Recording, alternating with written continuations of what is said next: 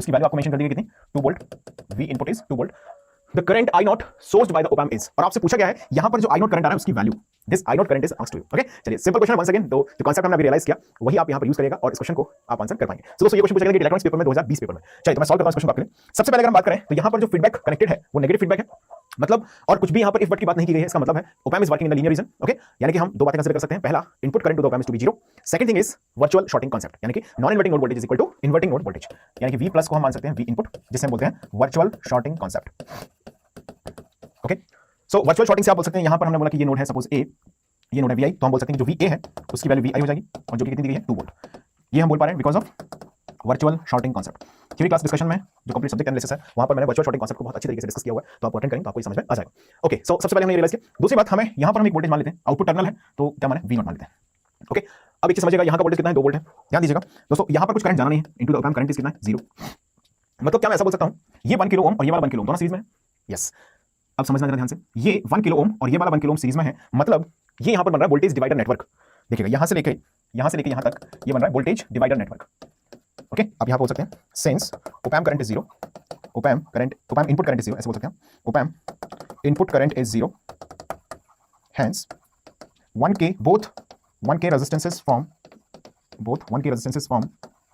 voltage divider network,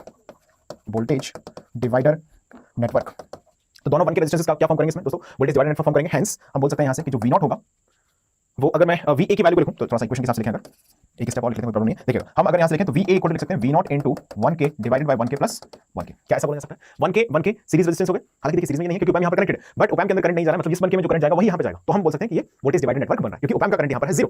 तो इस चीज को ध्यान रखिएगा। आपने बोला अब यहां से V नॉट की वैल्यू कितनी आ जाएगी, हमारे पास वर्चुअल शॉर्टिंग कांसेप्ट हमने यूज किया दोस्तों, तो V input equal to VA हो गया जो कि 2 वोल्ट है, तो क्या मैं बोल सकता हूं कि जो V नॉट होगा वो 1/2 से यहां से मल्टीप्लाई होकर 4 वोल्ट हो जाएगा।